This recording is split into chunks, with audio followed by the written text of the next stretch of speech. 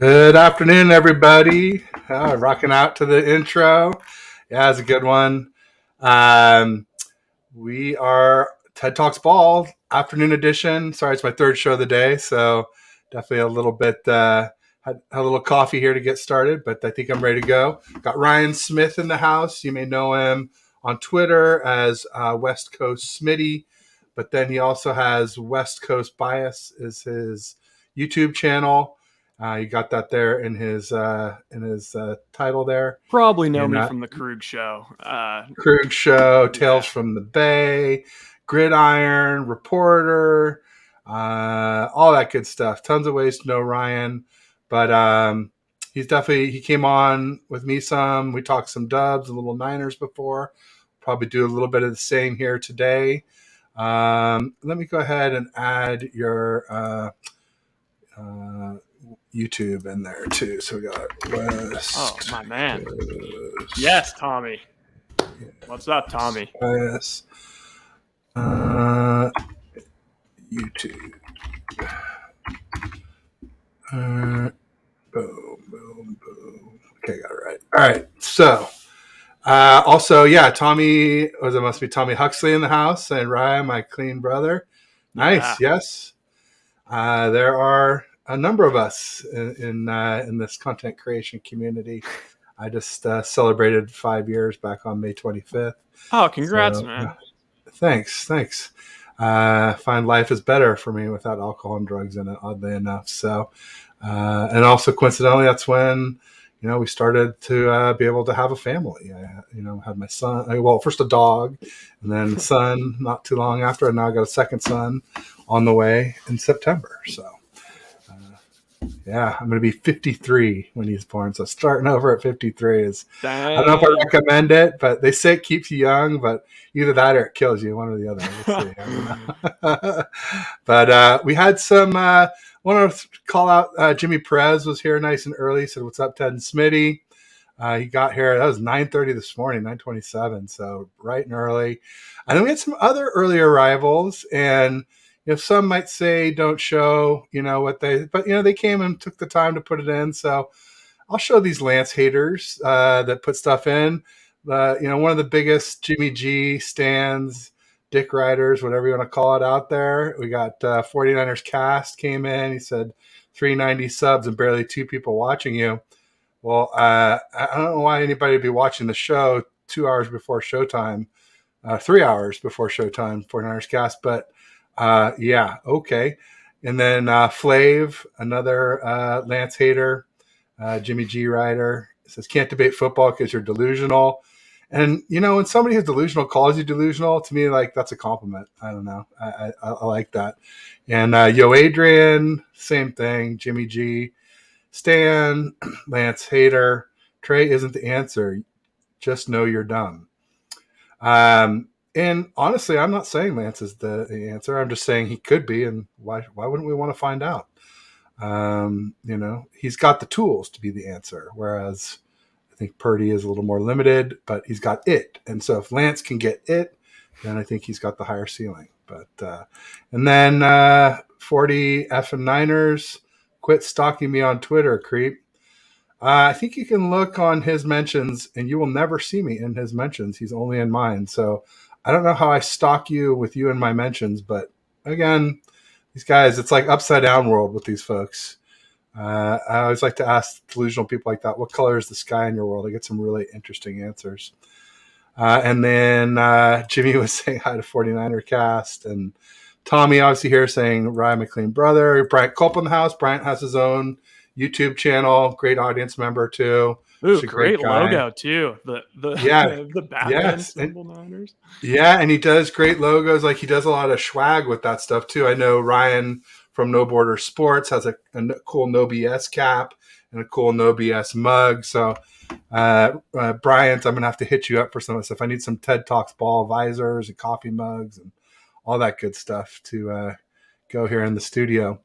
Tommy Huxley says, "How many days are now, Ryan? We're proud of you." So my sobriety date was April 8th. So I should know it, but I something over 60, like 67, 68.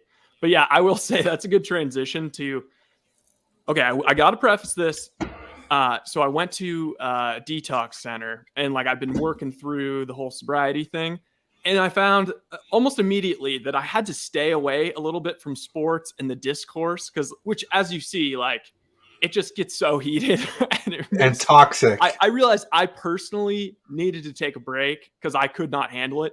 Even like Dubs games, like I'd be like, "Oh yeah, Larry Krueger, I'll go on your, the post game for the Warriors," and it's like they lose to the Kings, and I'm just seething, and my emotions are just going, and so yeah, I've kind of stepped back a little bit, so I'm not completely up on like the latest goss, but yeah. Yeah, Tommy didn't know. Yeah, I don't really announce it much, but now that it's here in a show, I'm not going to deny it either. So I just find it's people gave me some advice about it when I got clean and sober, and that was like if you ever used to sort of hide the fact that you use drugs or whatever, maybe kind of treat your news of your sobriety the same way. Don't just go around announcing it. It can make people feel uncomfortable. People can make judgments and assumptions about you based upon it. And so, better to wait until like that, till it's an appropriate moment where it makes sense rather than like broadcasting it all the time. But yeah, there's a lot of people, there are more people out there. You find the more times you tell people, that's when you find out rather than, them just announcing it out of the blue type of thing. But Tommy Huxley says 10 years clean in October. Outstanding. That's great work, Tommy. Proud of you. Brian Culp says, much respect to you all. Thanks, Brian. Appreciate it. Tommy says, congrats on 5 years, Ted. That's amazing. Yeah, it's been pretty cool. I think the thing to keep in mind when you cut out, and it's probably a good idea to take a little walk it back from sports a little bit, is that you can cross addict as far as you're not doing substances, but you're doing something else that's addictive. And so, keep an eye out for like, it's kind of like whack-a-mole. You whack one and another one pops up somewhere else. It's a personality type, and, working the steps and doing that kind of thing can help to hopefully whack them all, and get them all. Yeah. Like I realized, like I literally my entire life, well, not, I'd say like the past like 7-8 years of my life, like I've been projecting all of my own crap like onto like the Warriors and onto the Niners. And it's like personally a personal victory, like when the Warriors win a championship, and it's just so great. But then it's the exact opposite, like whenever they lose. But I guess that's just being a fan. And I do kind of miss it a little bit just because it's so much easier to get takes off when you feel that kind of fire burning and you just got to spit something out. But trying to stay measured. Probably there you go. That's all right. I kind of like it when we get fired up. It's fun. These guys creeping you from Twitter, YouTube. Damn, congrats to having stalkers. Yeah, they say you haven't really made it till you have stalkers. So, we'll see what happens. We'll see if they pop up during the show. I don't know. It's not that hard to figure out when the shows are, is it? I mean, but they I don't know. I guess that's one way 49ers cast can get on my show, even if I won't have them on as a guest. See here. Jason saying, what's up, Faithful? Thanks, Jason. Welcome. Tommy's saying, Jason means he's living rent-free in their heads. Yeah, absolutely. No doubt about it. We've been going back and forth on the timeline, and they like to lie. They like to put words in your mouth, say things you never said. It's the only way they can really win an argument, it turns out. But I will say, in their defense, just on a general basis, I've been that guy. I've, especially maybe like 6-7 years ago, I've definitely been a troll, or like I've definitely like listened to Bill Simmons, or like First Take, and like jumping on Reddit message boards and just roasting people.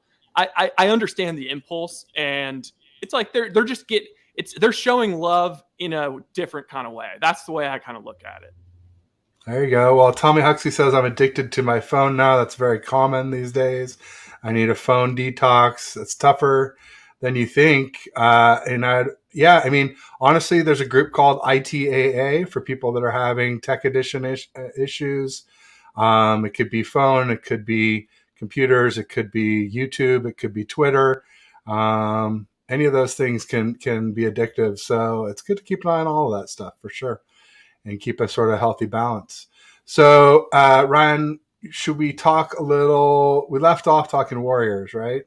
And we Yeah. were like, I think we had a troll saying something about Lakers. We're like, Lakers, Lakers. I Oh know. man, no, we thought we got these guys. I don't know about you, but my prediction for the series was Warriors in 7. I thought it'd be a good series, but I thought we'd win, and obviously we didn't. But I'd love to get your thoughts on that. Oh yeah, I had the same prediction. I said Warriors in 7, and I remember saying like on the Krug show after the awesome Curry Game 7 high was wearing off. I said one thing I was worried about is just like them slowing down the series and mucking it up and just getting every single foul call, which now that we have had some distance, I'm really whatever. They beat us fair and square. It was kind of a mismatch. It's actually good it happened, but I mean the fouls and all that were kind of disgusting. Yeah, the fouls were disgusting early on, but I think we talked about it. It's like later on in the series they gave us the chance to win. Yeah. I think that was something we talked about. Was like the refs hose the Warriors always to keep it close, and then you get the chance to win at the end. And can you?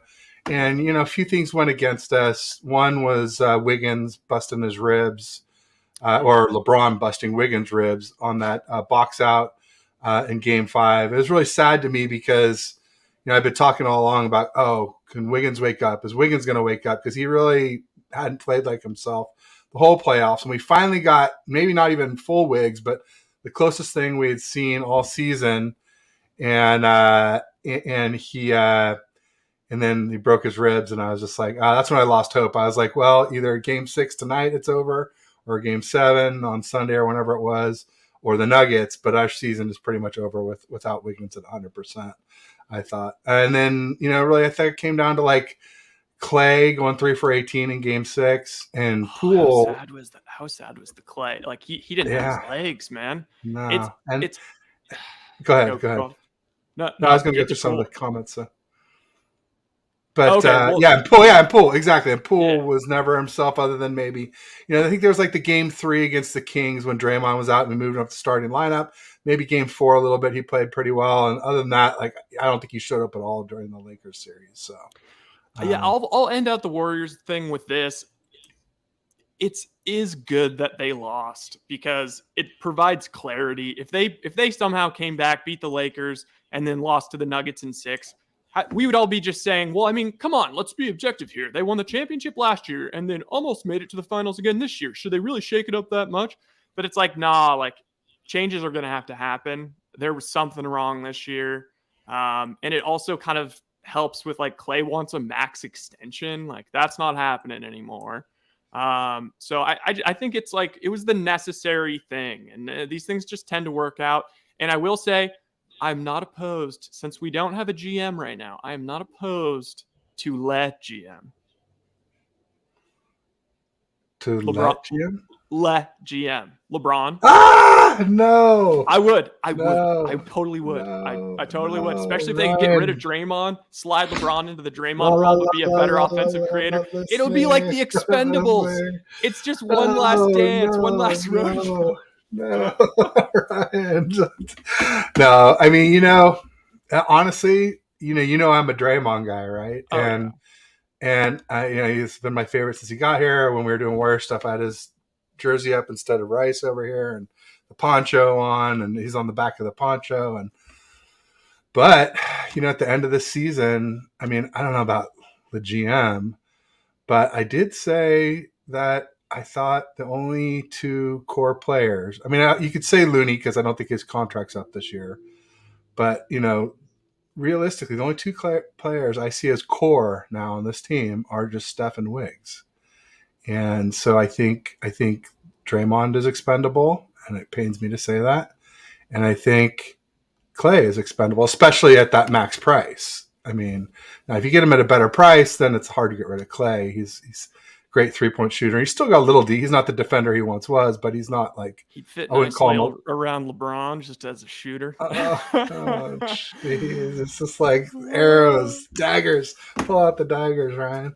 No, that's fine. I mean, I suppose anything is possible. I was thinking more like Giannis, but he's going to be so expensive to trade obviously for. would be so sick, but there's been some talk of that. But I mean, I think there's other options that we could do. But yeah, it's gonna be interesting. And obviously, Bob Myers, stepped down, and huge loss. But also, like you said, we need to shake things up. Would we have shaken things up before? And I think part of it is, I think there's two things. I think one, you probably doesn't want to be here when Clay or Dre gets dealt. And two, there was meddling going on. I mean, there were reports of Kurt Lacob meddling. And I think so Joe and Kurt together, ownership meddling. And I think also Kerr was meddling because he wasn't playing Kuminga and he wasn't playing Moody and he wasn't playing Wiseman. And these are like Bob Myers draft picks. And if you're spend all this time selecting and picking guys and your coach isn't playing them, that would irk me. I don't know. So that was sort of my thought. What I've heard about the GM is like the most likely thing is that it's like Dunleavy and Kirk Lacob, like Dunleavy kind of as the face and Kirk Lacob also in like a co-GM role or whatever, which to me sounds like, all right, we're going to let Kirk cook. We're going to let the Lacobs basically make all these crazy moves. And then if it doesn't work out, basically Mike Dunleavy is a human meat shield. Just if it doesn't work out, then fire Dunleavy. All right, that was the issue. Now we promote Kirk. That's what I could see happening, and that's why I wouldn't mind LeGM because I see LaFlop Queen James is washed. Yes, he is, but he will cause the Warriors. He will cause the Warriors to get calls. The calls will go the Warriors' way if they have LaFlop Queen, and Huxley, and he'll meddle completely. With he'll figure out some way to just explode. I don't know how he does it. I don't know how the Lakers made all those moves at the deadline, but they would make some crazy moves just because. But you remember what I always said? I always said, like, I just want the refs not to jam us. I don't want the calls in my favor. I wouldn't feel good about it. But there's where we digress. And actually, this point, one more ring for Steph. Oh, and then that's the other interesting thing. Then they would both get the ring together. Yes. And so they both have 5, and it wouldn't be one with 5, one with 4. Yep. I guess that is one way to get the whole NBA silver on board. And Steph if Steph won a Finals MVP, which he probably would, that'd be awesome. And then think about like if you're LeBron's camp and you're like, this doesn't look that bad because we beat the Warriors. So then LeBron could go to the team he just beat, and then also this also kind of cements. Probably he could talk himself into this. It kind of cements like the distance between LeBron and Curry will be cemented because from here on out, like if there's any rings, they'll both get them. But in reality, Steph's going to outplay him and then maybe rise a little bit. There you go. Interesting. CG Ruthless in the house. He has a YouTube channel. Make sure you check it out. He does Niner stuff and then more sports general wrestling stuff too. Tommy's saying, speaking of LeBron sexuals, here's one. He's calling you out, right? Oh, maybe he was talking about CG. I don't think so. He's a Laker fan, but he he's pretty fair and balanced. I love that. You see that where they're saying they're a Kobe guy. That's the secret thing that people that aren't from California don't realize is that there is like a split in the Lakers fan base because there's a whole part of the fan base that is just LeBron fans that have jumped on. And all the OG hardcore, like ride or die with Kobe guys, they all like kind of secretly, they're kind of like, well, LeBron's a means to an end, but he's not really like our guy. Like Kobe's our freaking guy. So. Be even worse for LeBron here because we hated him for so long. He'd have a real tough time. It'd be like Richard Sherman, but worse, I think. Jason's saying the Warriors drama would be called As LeBron Flops. I love it. And they're putting rules in place for that now too. So, CG said Kobe guy. Tommy said I'm trolling CG. I know you are. LOL. So he was messing with them. They're fine. He says Tommy loves Kobe. He says CG says great show. Kobe didn't switch teams to win a championship. Yeah, Kobe didn't. Steph didn't. Duncan didn't. So that's sort of the group of this more modern ring winning, multiple rings. Kobe and Shaq was ridiculous. Absolutely. CG says LeBron needed to switch teams. Yeah, like 3 times, maybe a 4th now. We'll see. CG facts. Oh, Ryan from No Bar Sports. What up, Ted? I'm fake. So when this is from that Flav argument, I said Flav said Ryan got after Flav for not having enough followers. Flav said, "Well, I got a lot of followers per tweet." And I said, "I don't measure by that. I measure followers per how many you're following."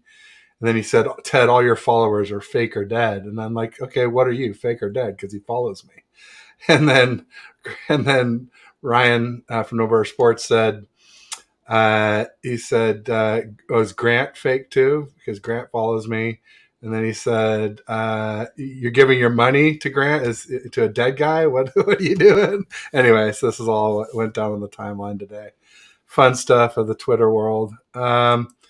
CG's saying I give LeBron props for the COVID title. LOL. Yeah, the Mickey. The asterisk ring.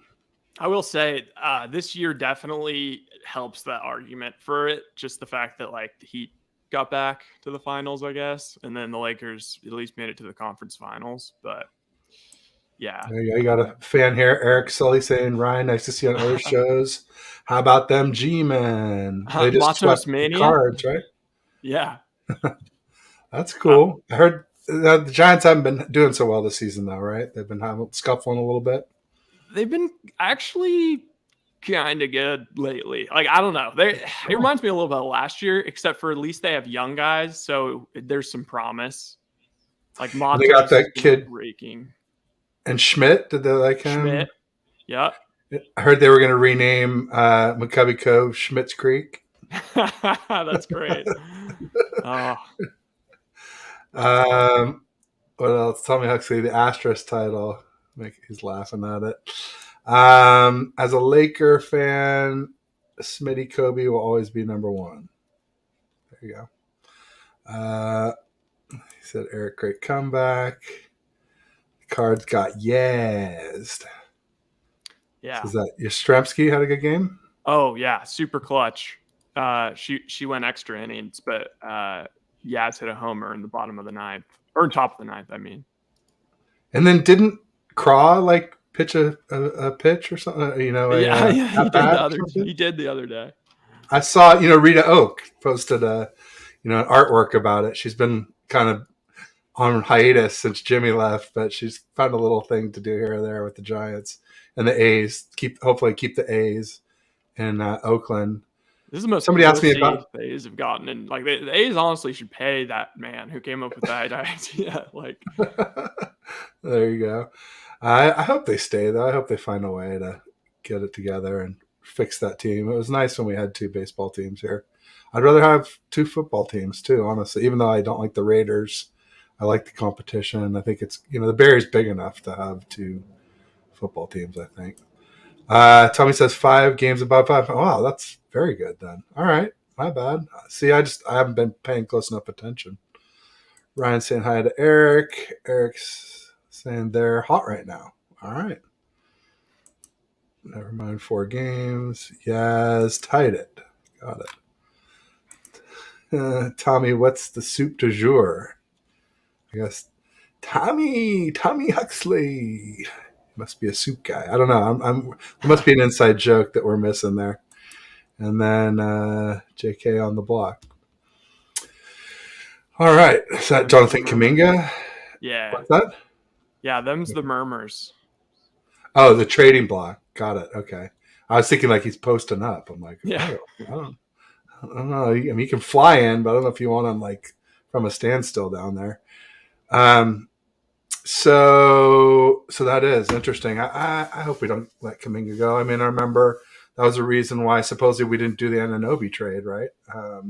At the trade deadline was We didn't want to give up. But I guess now that Bob Myers is gone, it's a whole different world. Who knows what's up for grabs and what's not. Yeah, I don't know. I mean, maybe they're just trying to see like what they can get for him, but like it doesn't make any sense to. I mean, as kind of unproven as he is, I mean, he's also like he has proved it a little. I mean, like we can all see the trajectory with him, right? And drafting someone is just an absolute crapshoot. Took me a while to get this one. Ryan from No Borders said, "Tommy, what's the soup du jour?" He says, "That's the soup of the day." Oh, I forgot Tommy was a chef. That sounds good. I'm gonna have that. So, like Ryan wanted to know the actual flavor of soup. I got some wonton soup in the fridge. I hit up this local Chinese place yesterday, and I'm thinking about doing a food blog, a little TED Talks grub maybe. They had a great like duck fat fried rice and walnut prawns. One of the better General chickens I've had in a long time. It was good, garlicky, good sauce, and like the prawns were like monster, and there were 8-9 of them. It was a huge portion. That's a prawn hook. It was a prawn hook, no doubt about it. But I got through those and about half of the rice and General chicken, but still got that wonton soup. I'm gonna have to dig into that before too long. So maybe that's soup of the day, wonton soup, and it's a shrimp and pork and prawn wonton. Ooh. So yeah, we'll see. I actually made wontons. They have pho too. Oh, which I love pho. Like. Love pho. Yeah. I actually made wontons with my buddy. I was just because I'm kind of doing just random ass stuff on my channel right now. And there you go. So I filmed. He like went to some like cooking class with his mom on Mother's Day, and he's like, "Dude, come over and like let me like play chef and like let's teach people how to make." It was either wontons or dumplings. They were fire. But I filmed all this stuff, and now I have like an hour of footage, and I have no idea what to do with it or like how to break it down into a palette. And like nobody's gonna watch like a 20-minute cooking thing. There you go. Well, I'm just thinking about doing reviews of my favorite places. My only fear is that I'm going to review it and like send a bunch of people there, and I'm going to go. It's going to be like an hour-long wait to get my favorite food. I want them to stay in business, but I don't want to be so busy that I can't eat. I think hopefully if it really works that way, I could be like, hey, this line is because of me. Can I like cut the line? Maybe get some free food too? Maybe sponsorship. Yeah. Oh, that's true for the show. That's true. Yeah. I never even thought. That's cool. Yeah, no doubt about it. So Ryan from No Border says Tommy is a chef, and there's usually a special and a soup of the day. But I think Tommy's on vacation. Last I knew, he was in Solvang, so I don't know that he's cooking up today. Love some Solvang. So soup of the day. What's Sideways? Yeah, Sideways. Movie. Great movie. But they've got all that Danish Robles right there. Yeah. And then they got Anderson's split pea soup is near there too, I believe. I've never been, but I went to UC Santa Barbara, so I've driven past that sign a million times. Right on. I started out at UC Santa Barbara. Oh, don't we all? I didn't finish though. No. Ended up at Santa Clara eventually. It's a hellhole. My degree. it was tough on me. I'll tell you. So almond chicken is the best according to No Border Sports. I'm just gonna call him that instead of Ryan today, just because you're Ryan today as my guest. I'm still in the process. It gets confusing with the name change. All we need is Ryan Hensley to pop in, and then we'll really be confused. Eric Slay says JP Mason will be on the second team in rushing yards, TDs. I'm so excited for his play this year. Mitchell can't stay on the field. Absolutely, Mitchell's close to being called injury prone, I would say. Should we switch gears into? Yeah, let's switch gears. Have we burned the Warriors talk and the Lakers? I mean, congrats to the Nuggets. Well, here's one quick thing before we pop off of it. Talk out there about. I mean, I know CG who was here was saying he thinks they're calling them the McNuggets, and he thinks that they're a one and done. I don't know. I'm kind of worried that they might be the next dynasty with Jokic and Murray. I mean, I think that's a winning combo. What do you think? I'll say this. This title run made me think considerably more of Murray. I was a little dubious just from the bubble, obviously, when he went bananas. But he's also a Steph Curry disciple, so I love that. But yeah, it made me think considerably more about him Jokic obviously like improved, but like not like insane amount in my estimations. I kind of think it was just kind of a weird year. Like I was just, it's just you play who's in front of you, but they got a pretty easy path. I mean, the Lakers, I'm pretty sure that we took it out of the Lakers. I'm still saying we. I mean, that was an every other day series, and I'm pretty sure both teams were gassed. It was pretty emotional. Suns had no depth. Suns had And no they had no depth. CP3. Yeah, no CP3. I mean, still like impressive to beat the Suns, but and then I didn't sweat them at all, no. honestly. But like then the Heat. I mean, what I get annoyed with is I'm hearing a lot of podcasts now. Again, I know I should be probably not listening to all these podcasts that annoy me, but I'm hearing all this talk of like, oh, now, it's interesting. We go back and, I mean, I think we can say, if Murray was healthy, Nuggets win the title. They beat the Warriors. They win the title last year. And I just want everyone to hold up and realize that they easily beat the Nuggets in 5 games. I'm doing the Windhorst. 5 games. Only one they lost was like the classic, like we're trying to extend the series kind of foul game. And Curry was coming off the bench with a minute restrictions the entire time. So no, they would not beat the Warriors last year. There was just first time Curry ever came off the bench, right? Yeah. Yes. So yeah. I don't want to hear that. Stupid. Okay. Fair. I don't know. I just said that they were pretty good against us, and with Murray and Michael Porter Jr., I thought it might have been different. I don't know if they would have won it all, but I don't know. It's an interesting argument. I'm not saying they're crazy, but they didn't win. I understand what you're saying. It's just like I think we've all gotten in a mode where we're so used to like wanting to crown like whoever wins as like the next dynasty. But in reality, I think we're just kind of living in more of an NCAA tournament vibe, like NBA playoffs. Like I think that every year there's like 6 or 7 teams that could win. Like this next year, the Celtics could win, Bucks could win, Warriors could win, Nuggets could win. Did you see that graphic on ESPN that had Warriors number 1, Nuggets number 2? I'm forgetting who's who. Warriors, Nuggets, Bucks, Kings, OKC 5. So it was what the Mad Dog? It was Mad Dog's list, I guess. Yeah. It was What? I thought it was Redick that I saw standing by it, but maybe it's Redick is standing by it, but okay, that's what I thought. Anyway, just want to say hi real quick to Rod Callie in the house. He was on this morning. Thanks for coming back to visit. Tommy Huxley is home, so he could be having special today and soup of the day. Eric Slow saying JP Mason second on the team in rushing and TDs. I could see JP Mason leading the team in rushing, and maybe not rushing TDs, but maybe rushing yards, because I mean, Mitchell's a better runner than CMC. CMC is just amazing because of his receiving ability. To me, that's what really sets him apart. And then they're trying to steer us back to Tommy also said he went to Santa Barbara Silly College and transferred to San Francisco State and graduated in 2003. Outstanding. How people go to that city college and succeed is just beyond me. Yeah, it's most of them just get sucked up into the Isla Vista party scene and churned out. I did too, but I was at UCSB, but it was a failed experiment, sadly.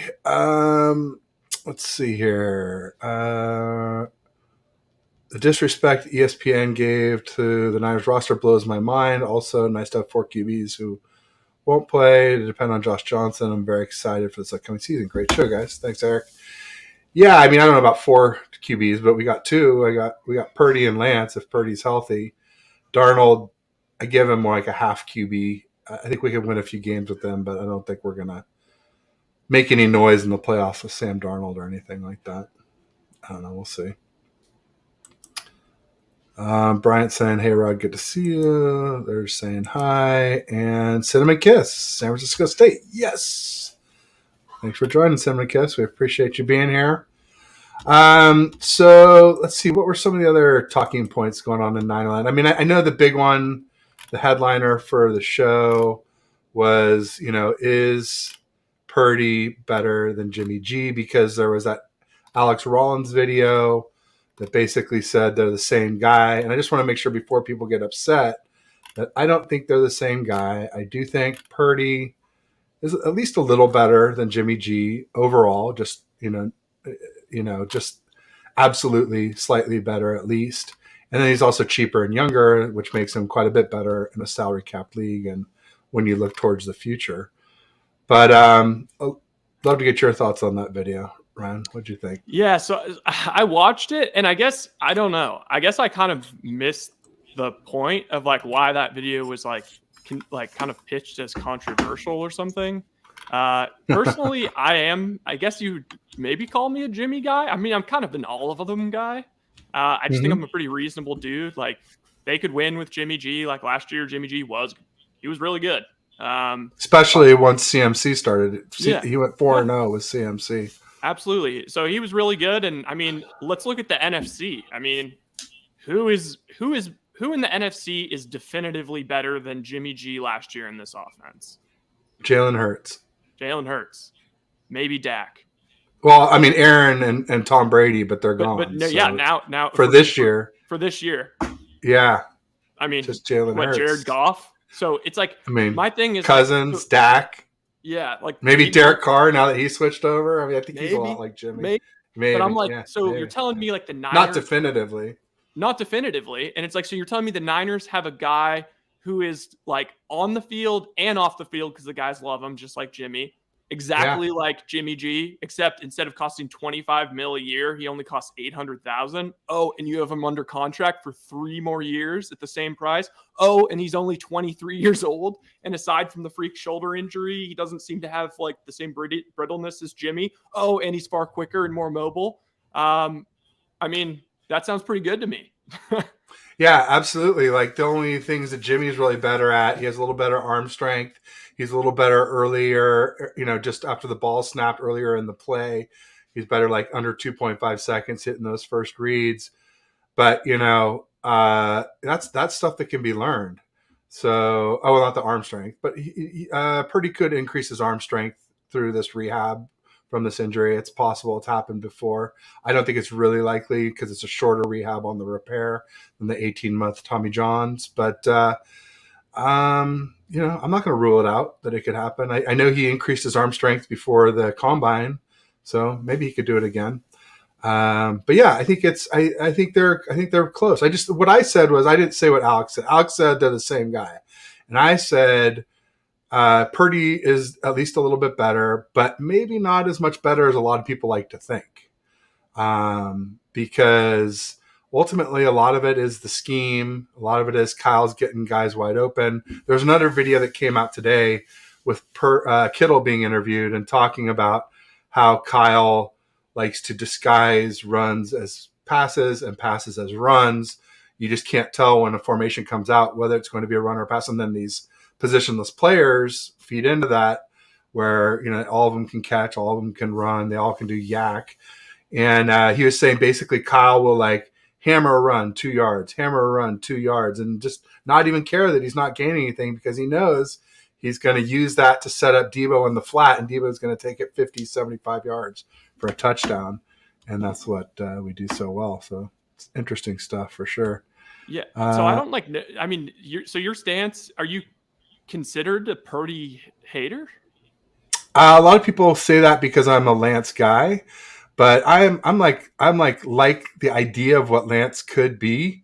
Yeah. I really like Purdy. I mean, I really like Purdy a lot. I mean, our offense looked the best under with Kyle and Purdy that it's looked of any QB here in San Francisco, and a little bit of that, because he did score more than Jimmy did, even when Jimmy had CMC. A little bit of that goes to the defense because they generated twice as many turnovers, 2.4 per game compared to 1.2 with Jimmy. So that's some points there. That usually equals 3 or 4 points. And then also, Purdy did play some banged up and bad defenses, but ultimately he played some good ones too. We beat the Cowboys. We beat the Commanders. The one thing I say about the Commanders is they were missing Cam Curl, who was their second leading tackler, and we got 4 times the ball inside their 35, which is highly unusual. So that leads to more points too. But ultimately, he's a good player. He's a really good player. If he could get a little more arm strength, that'd be great. Here's the thing. I say he's limited in arm strength, top speed, and height. And people say, well, Brady was limited in top speed, and so and so wasn't that tall, and so and Yeah, so didn't have a those big get annoying arm. to me too. Because I'm not saying I'm like, look, you can be great without a big arm. You can be great without being tall. You can be great without having top speed running. I mean, I even admit that like his quickness to me is more important than top speed. But when you miss all three, again, I'm not going to say you can't be great, but it gets a lot tougher, and that's sort of the point. But a lot of times nuance gets missed with these folks. They want to go absolutes Well, it's and put also the words in your mouth and extremes you're lie. just talking about get so annoying to me. Like where it's even just to take it back to basketball, like a lot of times, like it's like you draft some kid who's got all the tools, but he doesn't really have a jump shot, and then everyone's like, "Well, Kawhi Leonard didn't have a jump shot when he got drafted," or it's like, "Oh, you draft some Euro dude with like weird tape dunking on people that seemingly are 4 feet shorter than him," and it's like, "Oh, well, I mean, you remember Giannis." And it's like, oh, Wembanyama, you're talking yeah, about Victor? or not Yeah. necessarily him, but I'm saying like if you draft like a later guy who's like probably not going to do anything, it's just they Right. tend to go to the most extreme outlier situations and use that as evidence, but that's not evidence. That actually is they're just the exceptions that prove the rule. The reason why you know that is because it's such an exception. Yep. And then yeah, there are some great short quarterbacks. I would say Breeze is great. Obviously, he for a while was the leader in TDs and yards and whatnot. And Russ was kind of great for a while, at least a little bit. I don't know, at least against us. He always seemed to pull the rabbit out of his hat on Yeah. third down and fourth down against us. But ultimately, with those guys, like they only won one ring each, and they never won one once they got paid. So how great were they? I don't know. And I could go even further and say, historic LOBD for Russ, prime beast mode for Russ, and like Breeze's one, you could argue was due to a Hank Basket muffed onside kick return, because it was just like, Manning score, Breeze score, Manning score, Breeze score, Peyton Manning, Sean Payton onside kick, they got it, and they won by like one possession, and that was it. So. It's just, well, it just goes to show like that's just how things go in the NFL. It's like everything comes down to one little thing or one extra guy or all this kind of stuff. But yeah, I mean, I guess where I maybe try and plant my flag, I guess to try, because everyone's trying to differentiate themselves, right, with some sort of opinion. But I guess where I would kind of plant my flag is like people are so obsessed to me with this idea, and I felt the same way with Jimmy, but even more so with Purdy and this whole setup with the contract and being young. People are so obsessed with like the Shanahan scheme is so amazing, the weapons are so amazing.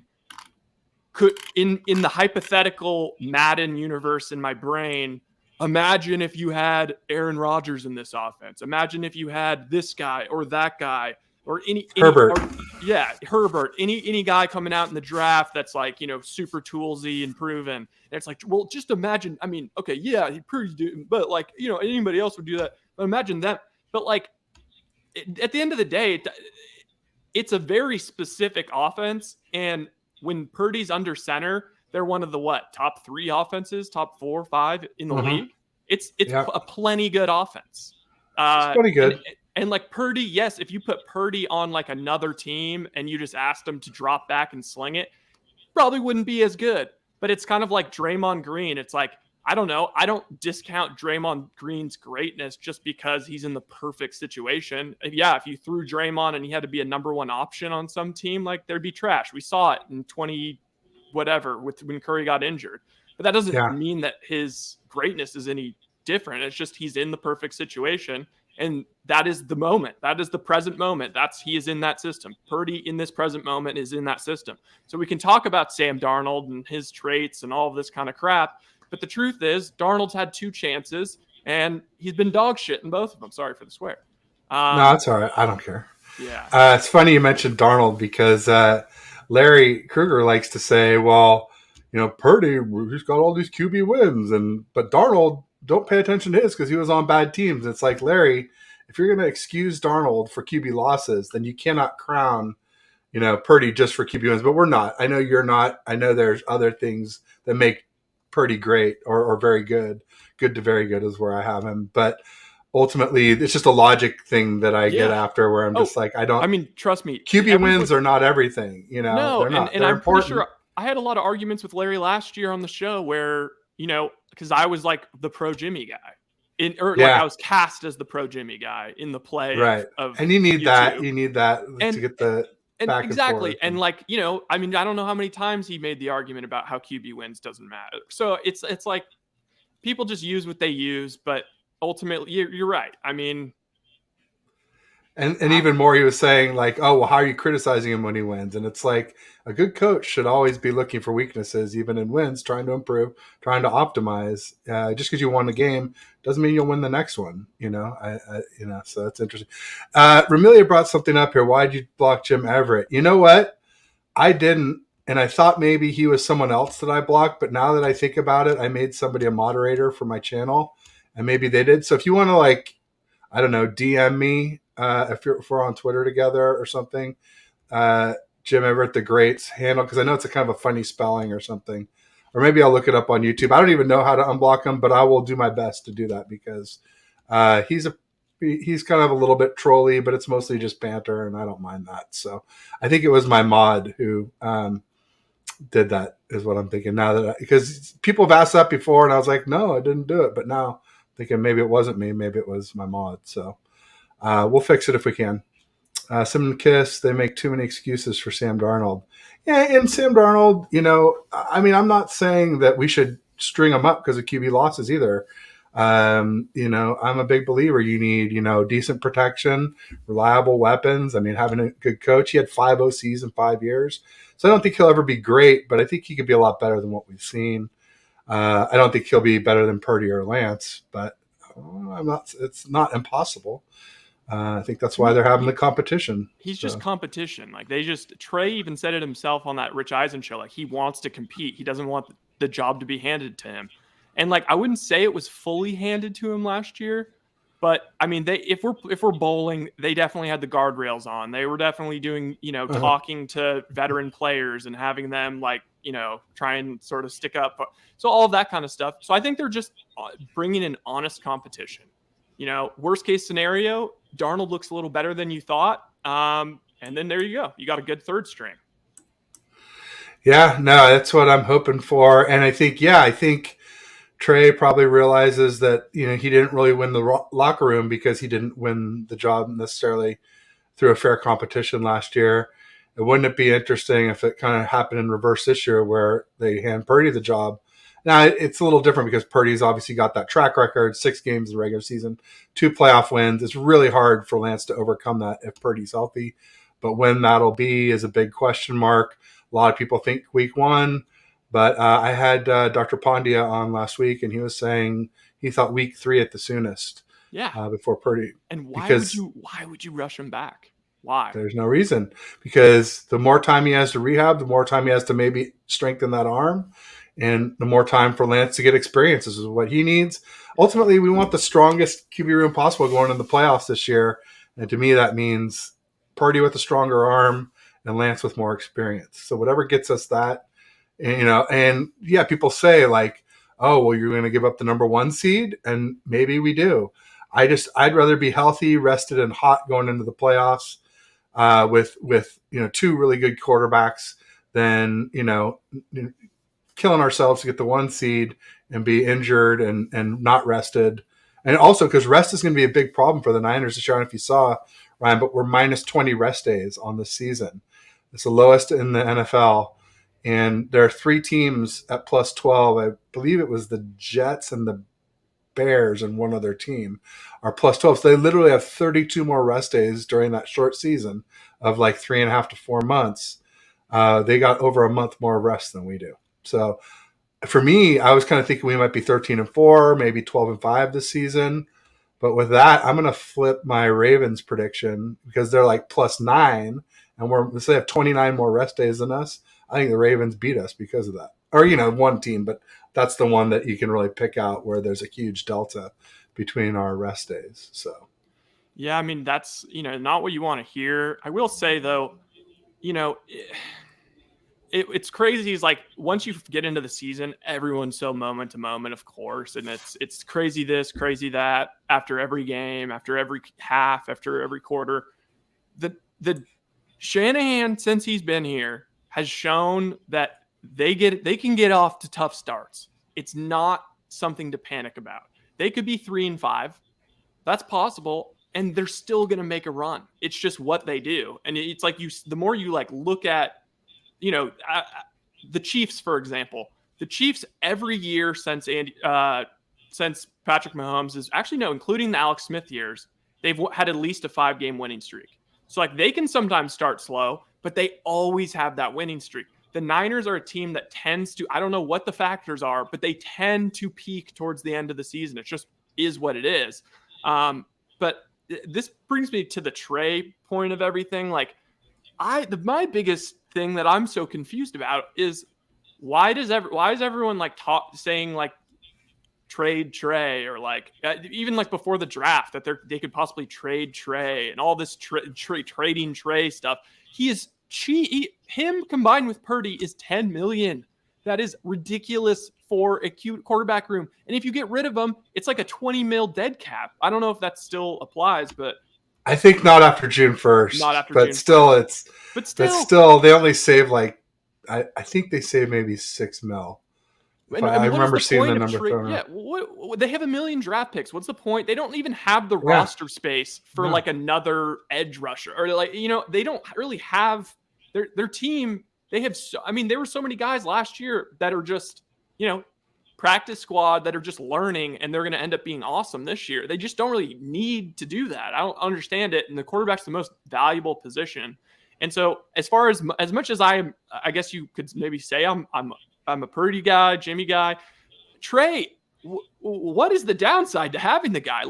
Let's see him play. Let's let him play for 3 or 4 weeks. That is like such a gift.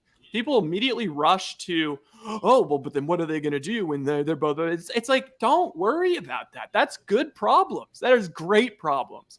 And he's also like, let's see if it's more valuable than a 3rd-round draft pick just to scratch off the lottery ticket and see if there's any chance that he, you know, turns out to be awesome, or that he could just not get injured.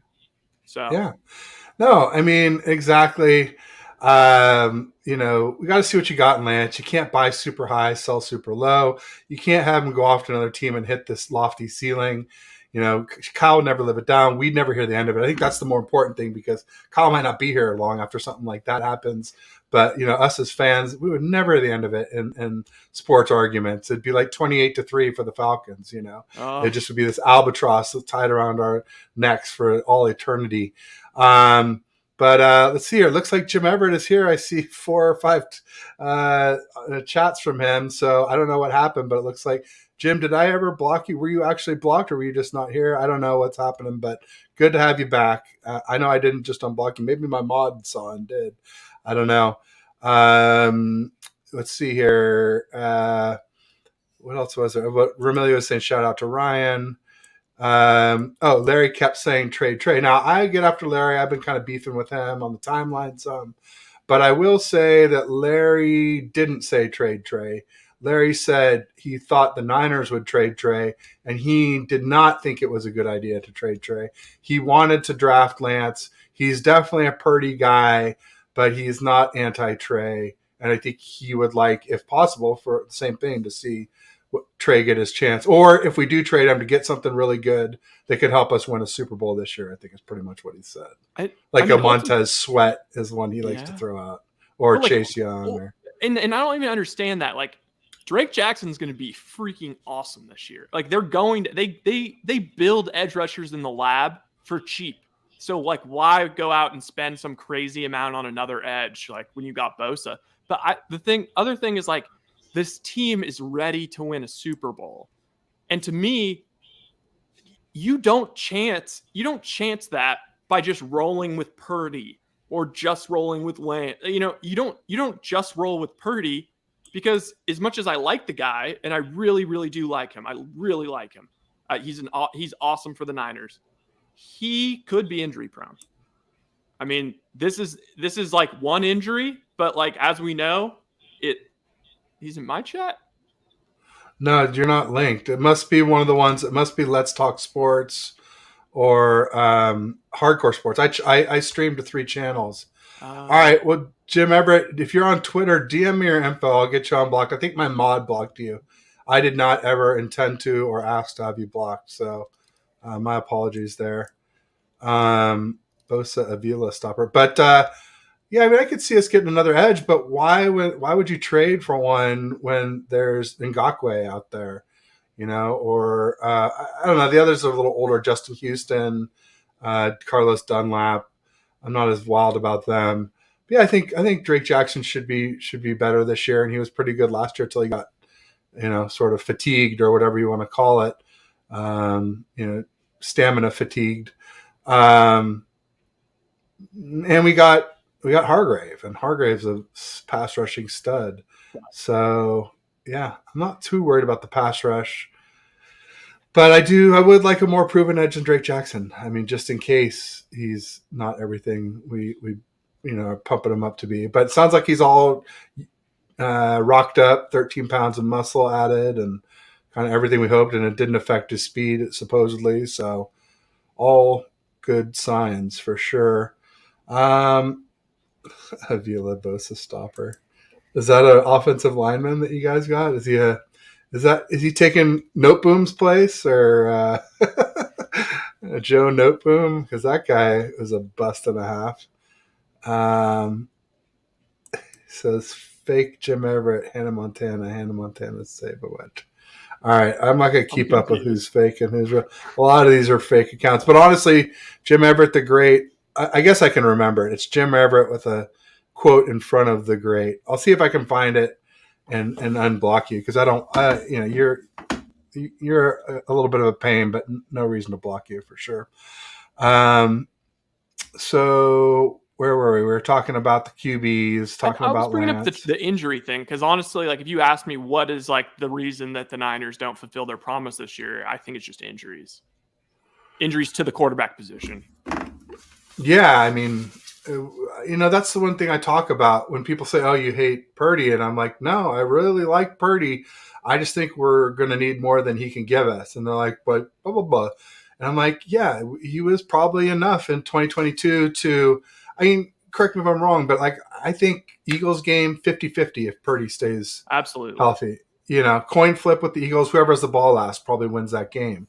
And then, so say we win, we win the coin flip, we go to the Super Bowl, and say we're still healthy, and we play the Chiefs. I'd say it's a little worse than a coin flip, like 45-55 or 40-60. Still winnable, but definitely not favorites. Probably slight dogs at the very least. Well, so 2023, do you think we're going to be that healthy in the playoffs? Because all we were really missing was quarterbacks, but Purdy was our best quarterback, so that doesn't count as long as he's healthy. And then Mosley and Lenore was, I'm not going to say as good or better than Mosley, but the defense got better towards the end of the year when we got Eric Armstead back and Jimmy Ward back, and he got the club off his hand. And, the defense was the best towards, like I said, 2.4 turnovers forced per game when Purdy was the QB. So I just don't see us being as healthy this year for the 2023 playoffs. I just don't think that's realistic. You'd have to be almost 100% healthy. And we peak usually towards the end of the year, but usually there's more injuries than that. Yeah. And I guess the thing that's I kind of like this idea of like being multiple everywhere because the Niners suffer so many injuries for whatever reason. Like, if McCaffrey's out for 8 weeks, like, it's kind of okay because you have Debo. If Debo's out for 8 weeks, it's kind of okay because you have McCaffrey. Jennings is awesome. I mean, obviously, Ayuk would be crappy, but again, like you have Debo, McCaffrey. It's like you have a million guys. The one thing I'm a little concerned about as far Kittle as can't be out and Ayuk can't be out. Kittle can't be out. I don't understand why they don't get another tight end. Get another I thought tight we were end. going to. Maybe Latu is. I don't know, but it doesn't seem like it. I don't think so. And it's think weird so because if that's the best thing for Trey is like in terms of like what they need to change, like from Purdy to Trey. I feel like with Trey, obviously he's not going to get the ball out as quick. He's going to take his time a little bit more in the pocket. and be a little more creative, but get him some big receivers in the middle of the field. Kittle has to be going out for pass patterns. Get another tight end even. Like I think about like Lamar Jackson, his best year in Baltimore. Um, he had Mark Andrews and he had Hayden Hurst and he had some other big receiver. But like then last year they just had all these small guys in Baltimore. It didn't make any sense. Like Rashad Bateman and I wanted Hayden Hurst this offseason. He was a free agent this offseason. Hayden Hurst was. Robert Tonyan was a free agent. I wanted him. Max Williams from the Cards, who I think it was Mosley, hit him and tore up his ACL back in 2021, but he's back. Any of those three guys, I think, would be an upgrade definitely over Warner or Dwelly. We'll see with Latu, and I definitely like Braden Willis a lot, but he is a 7th rounder, and he might be more of a juice replacement than a full tight end sort of solution, I guess. Oh God, that's just don't. I hate that you like are bringing up the idea of Juice being gone. That is just horrifying. At least $5 million a year, man. That's a lot of money for a position that most teams don't even use anymore. I know he's important for us. He's a great blocker and a great receiver, decent short yardage runner too. But I just think, when we're starting to pay Bosa and want to pay Ayuk, cuts are going to have to be made to accommodate those large salaries. So, which is why it's awesome that they're only paying $10 million to the quarterback position. Yeah, well, 14 counting Darnold. Oh, true. But no, still 14 for 3 QBs. It's crazy. And Juice. I mean, because not only did we draft Braden Willis in the 7th, but we also picked up Jack Coletto as an undrafted free agent. And he is a fullback linebacker. He's kind of a Swiss Army knife. People wanted to say he was Peyton. What's the guy's name from the New Orleans Saints? Peyton Hillis. No, that was a running back. He just saved his kid's life. They were out swimming and almost drowned, and he saved Sean him. Payton? And almost drowned himself. No, the one who went. He was BYU, and he plays Taysom. fullback. Taysom Hill. Thank you. Not Payton. Yeah, Taysom Hill. So people were saying that, but Taysom Hill is much more athletic than Jack Coletto. Like Taysom Hill's an athlete. Jack Coletto is a football player. He's very skilled, but not super athletic. So, but I think he could play fullback. We'll see. I want to see Jason Poe back there. Oh man, that was the dream last year. I haven't heard a peep out of him this offseason. I think he's just grinding in the lab. I mean, he's like Trent totally took him under his wing. Yeah. I think he's going to be a dog. Oh man, I would love to see that. He's like a ballerina at 300 pounds. He's got twinkle toes and good hands, and that little video he released when we got him undrafted, it was so enticing to see what great dexterity he has. Silly Fungi in the house, another Rams fan. Very cool one though. So Steve Avila, new left guard, versatile though, who's shown real promise. He won't replace Noteboom LT. There we go. Thank you for a real answer. I appreciate it. He's had quite a few good dad jokes for us too today. So if you got any more, hit us. We'll give you the wah, wah, wah track. Fake one that I just do vocally. The dink and dunk Jimmy G offense always beat the Lambs, so I'm not worried. Yeah, we've swept them 4 seasons in a row. And this will be the 5th. Someone said Jim Everett is or not Jim Everett, but McVay is a genius. And McVay's a good coach, but he's no genius when he comes up against Kyle. None of Kyle's, Padawans or understudies do well against Kyle. He always saves his most special stuff for them. His special sauce, his plays that no one else sees. But here it is. McVay's a genius. I mean, McVay is definitely really smart. But here's what I'd say: if McVay was a genius, he would have gone out on top after they won the Super Bowl, gone right into broadcasting, and not done 5-12. And maybe you guys will run back 5-12 this year. Maybe. I don't know. I think that's about it. I did talk to a couple draft experts, Alex Barber, who was on with Larry, and John Bogle, who's a Eagles fan. And they were both saying they thought the Rams crushed the draft. and not just for like, to tank this year, but to compete some, not to necessarily make a playoff spot, but to make it tougher on the Niners and Seahawks, who are clearly the class of the NFC West, and the Cards obviously in the tank. So we'll see. It'll be interesting to see. Mark Graves says Rams trolls are the worst. Yeah, don't take them too seriously. We allow them here because it's not Rams' fault that they don't have any good content creators. So, they gotta glom on to Niners, and they're outnumbered here anyway. So I feel a little. Oh, I know. That's almost, one thing. Like, I'm in LA, right? Oh, Like, I'm moving to LA, and I'm like, I didn't know that. Yeah. What part? I don't know. It depends. It depends where I get a job. But yeah, Nice. like I'm applying for stuff, and I was even thinking about maybe using some contacts to get like a press pass for the Rams or the Chargers, and just because I named my channel West Coast Bias because I knew I was moving to LA, so I figured cover all of California. Why not? Yeah, why not? Why not? And you can go to Levi's South. It's our extra home game every year at Levi's South. We get our 9th home game, or 10th sometimes. Let's see. Ramelia says 3 first rounders for a D3 bust is embarrassing.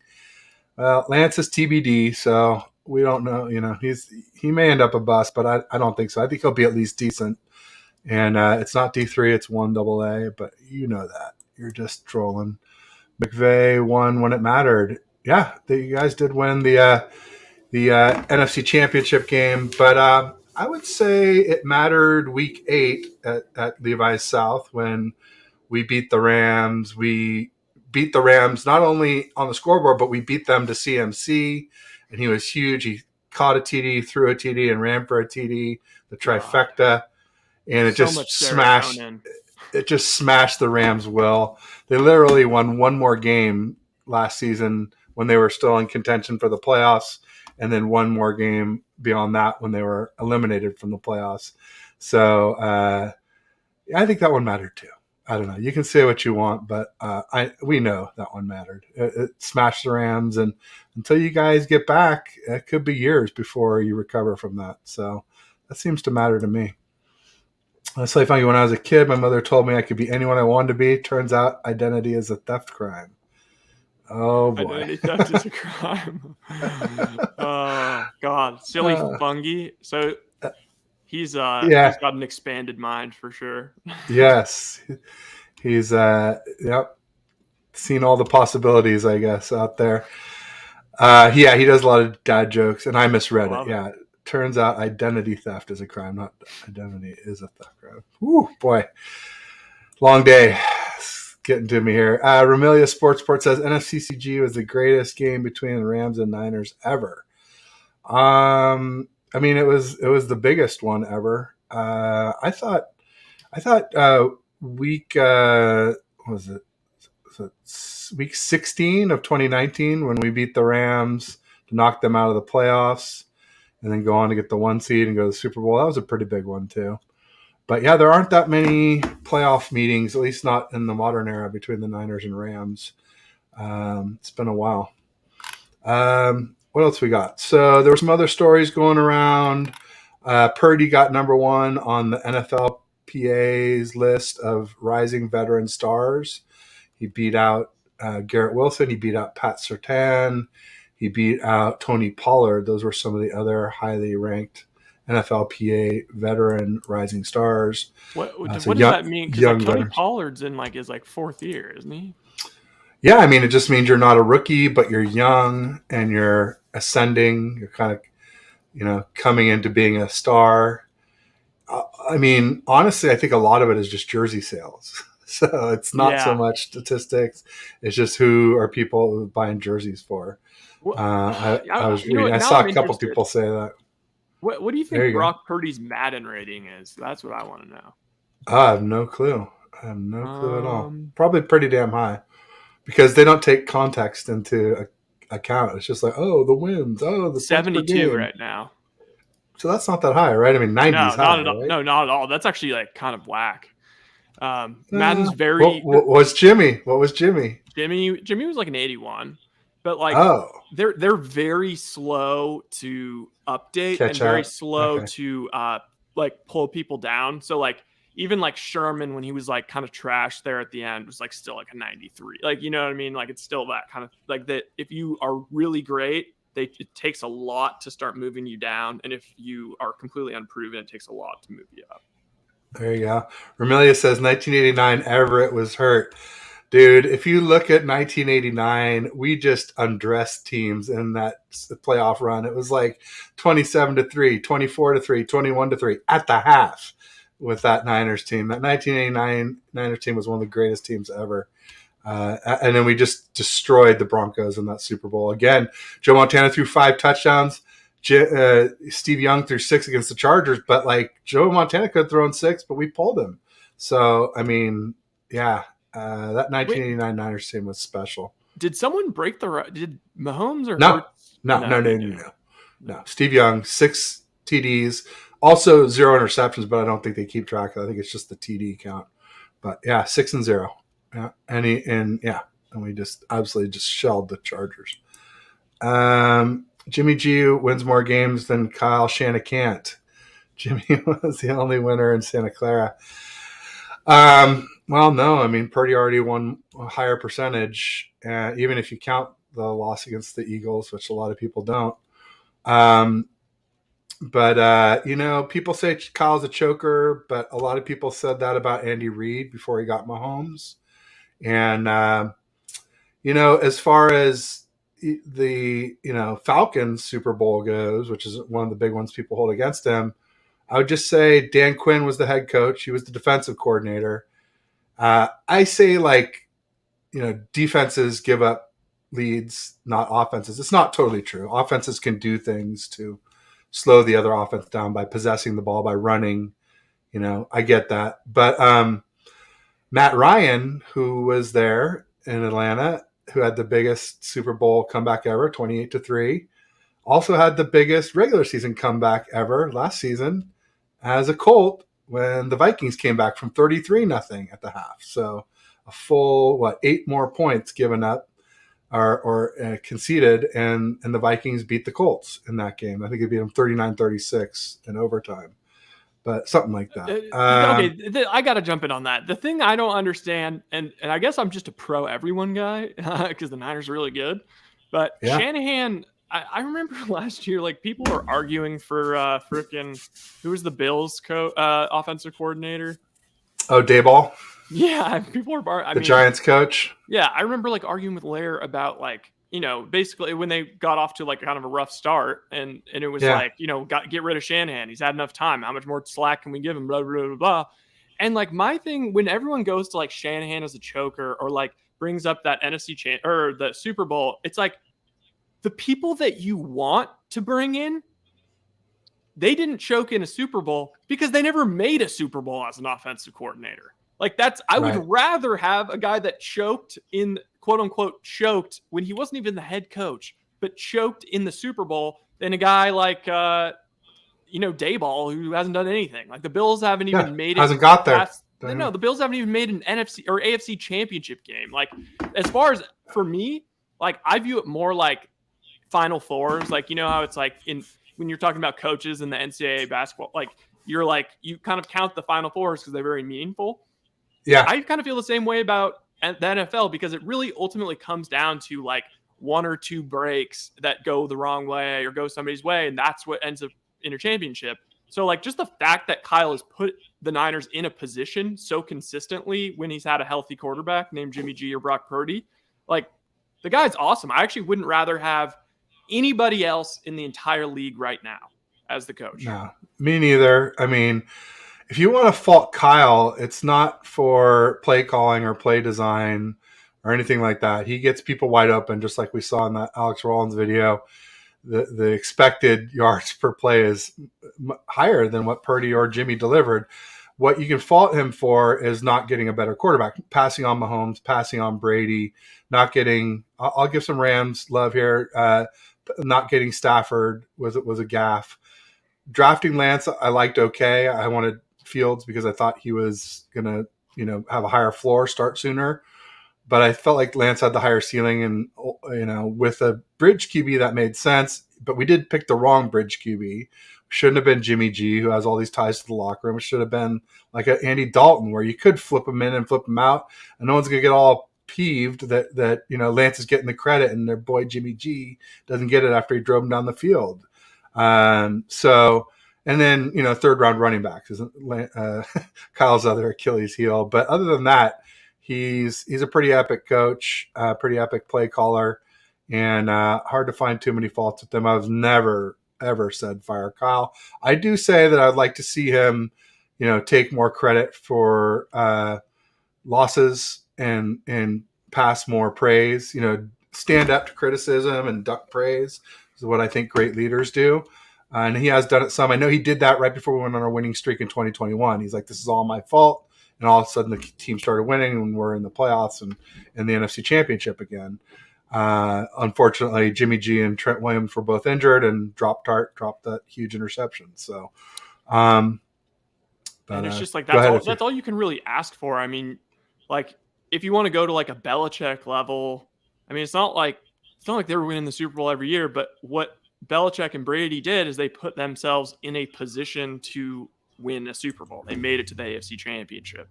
Yeah, and I also don't think Kyle gets enough credit just for, I mean, call me crazy, but I don't think he gets enough credit for the defense because his style of play on offense makes it so that the defense is on the field for a much shorter period of time. Like I think it's no coincidence that the defense has been pretty awesome like every year since Shanahan has been here.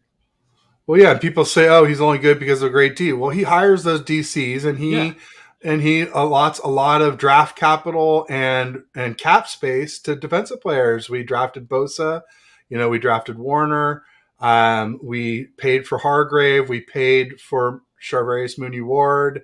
So, Gibson, we didn't pay a lot for, but it's defense is a big priority. So Kyle gets credit for that too, because he has final say on all personnel decisions. Real quick, just want to say hi to Hung Fat in the house. And we got Andrew Martinez saying Young could have thrown more than 6'2", probably. Art Rams Ramirez Sports Report saying, "Hey Ryan, are you doing movie reviews?" Yeah, we're mixing in some movie reviews. Right now my account's pretty eclectic. But consistency is coming. It's on the way. And yes, we will be doing much more movie reviews. So actually might do one tonight. Is this you, Smitty, or is this a different Smitty? See, this is my problem. I have, even if I try and make a nickname of my last name, there's too many Ryans, especially in the Niners world, and there's too many Smiths just in the world. So right, yeah, Smith, Johnson and Smith are like the two most common names, right? So interesting. And Jones, right, is the other one. Anyway, he said he choked, man. He choked just like the Niners Super Bowl. He choked. I mean, you could say that, but you could say that he called good plays and his players failed to execute. So I think better QB. Let's face it. What has Matt Ryan done before or since then? Right? Come on. And what has any quarterback done after leaving? Somebody said, oh, we got to go back to that. Somebody said Las Vegas going to the playoffs with Jimmy G. Not unless Jimmy plays defense. And, I said, I don't know if we talked about it together, Ryan, but we said that, I said I thought the Raiders were a good spot, at least offensively, for Jimmy G. Lots of weapons. And what's the first thing that happens? They get Jimmy G and they trade Waller to the Giants. I was like, oh, that's got to hurt because he was the key piece. After Devontae Adams, I thought Waller is he's up there. I mean, they're not too far apart. Waller is one of the better receiving tight ends up there with Kittle and Kelsey.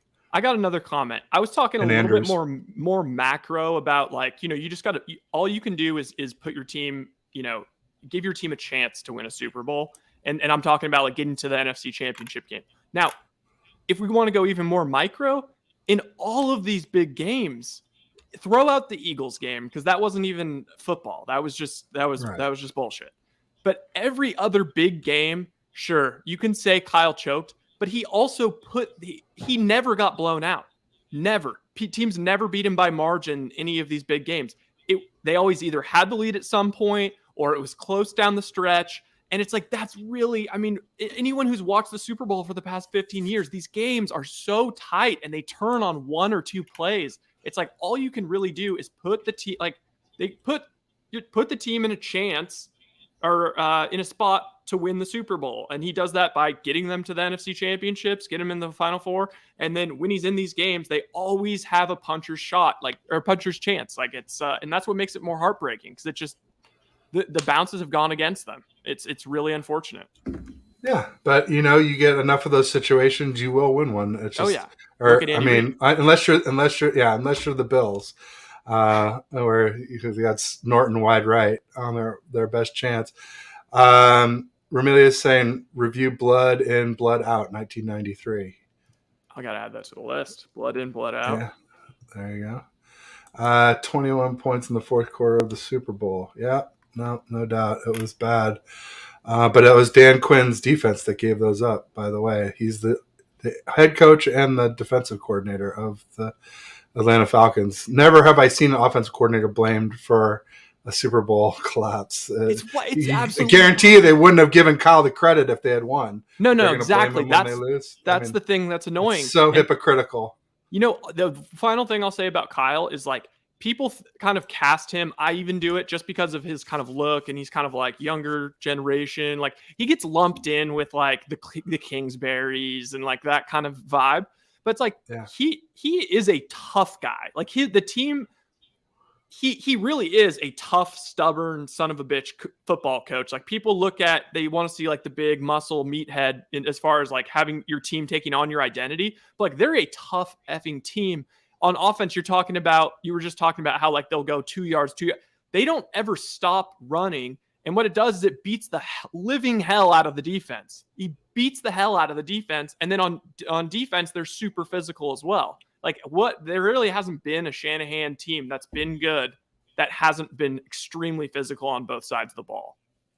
No doubt about it. Natalie Odierna, I hope I got that right, Odierna, said, in your opinion, why do you think Grant Cohn speaks so negatively about Kyle Shanahan? You want to run with this first? You want me to? I don't. Part of me doesn't want to touch it. Part of me, my brain. I'll jump in. Okay, I would say this. Go ahead. Yeah, I just think, a lot of people are like, Kyle's a genius, and we haven't won it all yet. And so Grant's, first of all, Grant is not a fan, or at least he claims not to be, and he kind of takes it to beyond like neutral, and he takes it more into almost like hater territory, and so it's just like everybody's so in love with Kyle, so it's easy for him as a contrarian to just say, oh, Kyle did this wrong, did that wrong, and some of it has started to become true. Like I was saying about the quarterbacks and the third round running backs, there are some chinks in his armor for sure, but definitely he does a lot of things right, and I think Ryan and I are both in agreement. We give him a good QB, and we'll see what happens. And that could be Purdy, that could be Lance. So, I mean, we're not even saying that they're not on the roster. It's just none of the ones on the roster have proved that they can do it yet. Because Purdy, like I said, small sample size. If Purdy kept that up for a full season, we'd probably win the Super Bowl.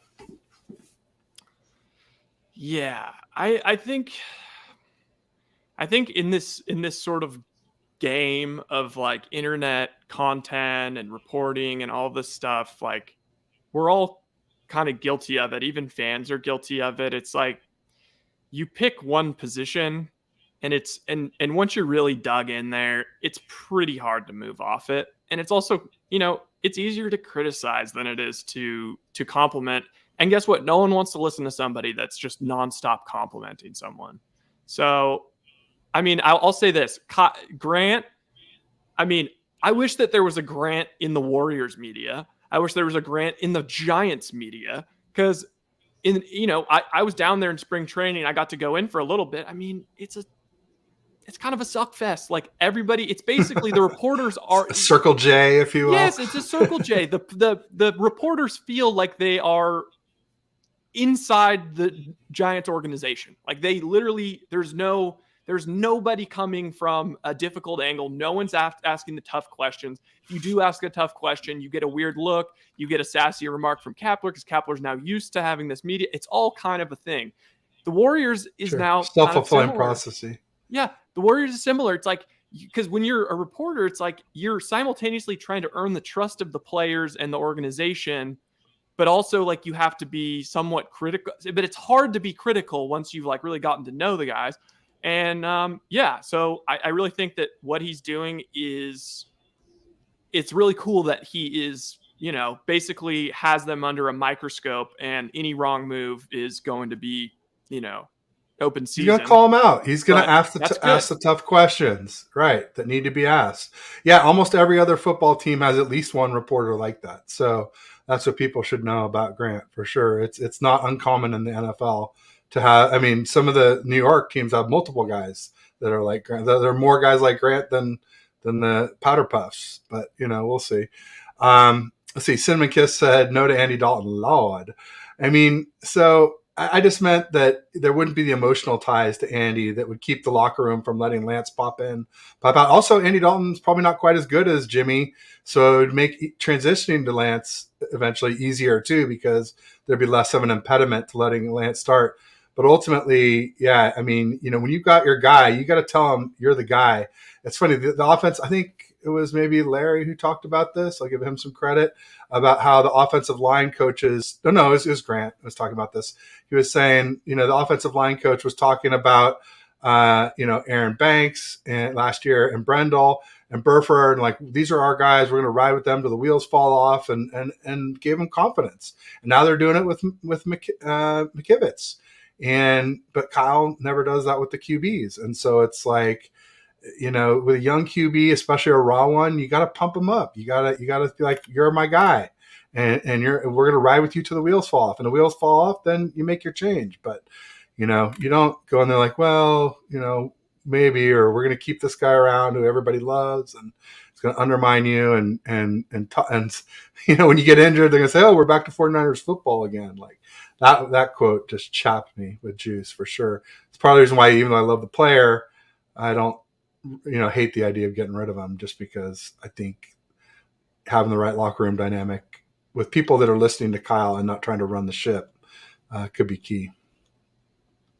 Yeah, absolutely. And I mean, I'll say this about the locker room. I mean, it's pretty damn spectacular. I mean, anybody that was trying to stir up any controversy really in the locker room last year, it was made out of fairy dust, because everybody in that, like, they do not bring in guys that aren't good guys.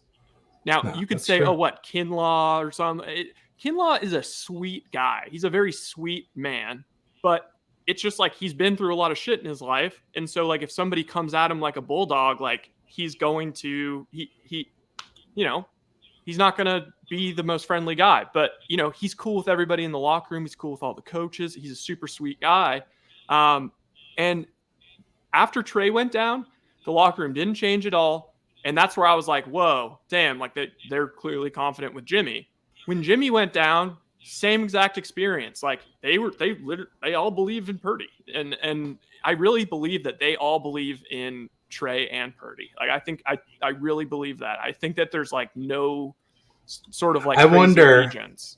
I wonder, just to play devil's advocate, Yeah. if the locker room would have been so behind Purdy if Jimmy had gotten injured at the end of that game and they didn't get to see Purdy basically win the game. Like, because for me, I was doing my first ever live cast during that game of a Niners football game. And I was just like, when they carted Jimmy off, I'm like, do I just turn this thing off? Or, I mean, do I want to watch this game? Does anybody want to watch me watch this game? And I ended up talking about some of those, kind of like, well, you know, Purdy is more accurate and he is a little more athletic. Maybe he can pull us through this game. We'll just see. And then he came in and started doing something. I'm like, wow, it's working. It's working. It was crazy. But I wonder if they would have been so lockstep if it had been the end of the game instead of the beginning of a game that he won, or if he had lost the game. You know, anyway, you know, you never know. You're dead right, but at the same time, like, I wouldn't have even been able to tell, because it's like after a loss, like everyone's so butthurt, I feel like. And That could be a new name for the show. I had somebody telling me to ditch the TED Talks, because if you search TED Talks, you know, all their shows come up and not mine. If you don't know the ball part, and Red and Gold or Ted and Gold was one that could be that I'd heard people use. But when you said Dead Right, I was like, oh, you could be Ted Right, but that's a little arrogant. I don't think that sounds. That'd probably come off Ted. right? Oh, I feel like I there's don't so think many things so. that could be done. Ted. Well, you know what? You could do Well, there's something. all the words that have Ted at the end too. That you could use. The So Departed. yeah, exactly. Things like that. I don't know. We'll see. But I'm giving that some thought to maybe scrapping Ted Talks Ball and go with something that's more searchable. So we'll see. Natalie said, I appreciate your answer. Very fair. When my fiance watches Con, I sometimes have to leave the room, but I see your side. Yeah, I mean, ultimately with Grant, he's a real contrarian. And on the other side of the spectrum, you got David Lombardi, who's like the ultimate homer. And so I like to say they're kind of like Fox News and CNN. You got to watch them both and then draw your imaginary line down the middle. And that's probably where the truth is. But they're both very good at defining the polar edges of the extremes of sort Yeah, and of you just have to homer know and that. hater. It doesn't mean you can't get great information from both, because you just Mm-hmm. have to know going in there is like you have to do a A slight bias. adjustment, a West Coast bias, Yeah. No, that's so a fascinating. slight adjustment, because like I was saying about it's if you're going in there and like you have to win the players' trust over and the organization, all that stuff, like you can't help it. If you're like vibing with all these guys, you can't help but have like a positive lean. And Grant's very legitimately like kind of he's like during the like open locker room and stuff, like he kind of just stays by himself. And I honestly, I commend him for it, because he's basically like, I don't want to get involved, I want to stay neutral, sort of deal. There you go.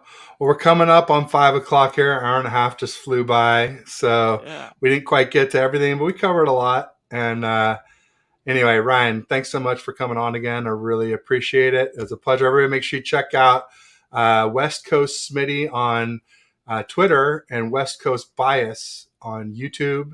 And give him a like, give him a subscribe. Check out his eclectic show.